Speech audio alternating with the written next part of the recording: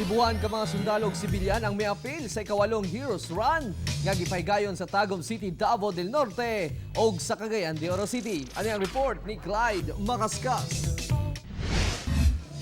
Malampusong gipahigayon ang 8 Heroes Run sa Tagum City, Davao del Norte Domingo sa buntag. Ang matagtikang og kahago sa mga partisipante mao ang ilang halad sa mga anak sa mga mipanaw nga sundalo ingon man sa mga nasamdan sa Sulu bombing.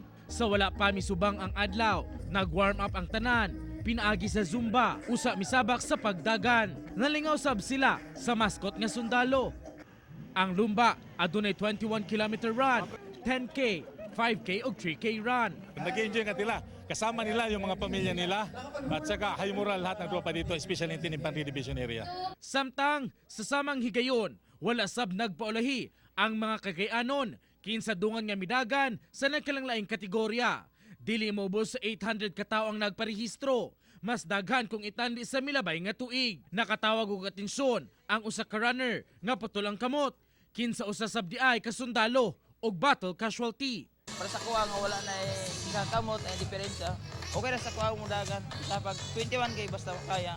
Minaog sa 21 category si Benjamin Hubod. Samtang dako gayud ang pasalamat sa kasundaluhan sa kalampusan sa 8 Heroes Run. Mo na akong hobby ba. Murag running is life na bitaw nga murag partner sa kuha. Iba sa hulon ay gitawag nga katong IED, improvised explosive device nga bombing incident para dito ang proceeds ani. Kauban si James Yap sa kamera. Ako si Clyde Makaskas para sa One Mindanao.